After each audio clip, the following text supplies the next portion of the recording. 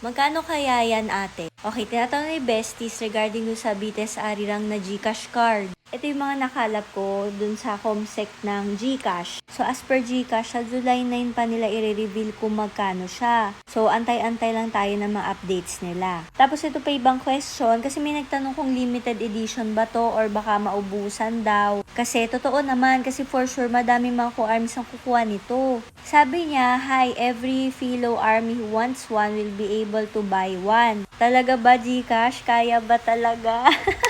Malalaman natin yan sa July 9. Pero ayun, yung time naman, wala din sila binanggit. Ang lagi lang nilang sinasabi is starting July 9. So, iniisip ko baka 12 midnight yun? Pagpatak ng 12? Kasi di ba July 9, ganun? Pero ayun, iniisip ko lang naman yun. Pwede naman kayo mag-abang, pwede tayo mag-abang. Pero antay pa tayo na ibang updates pa.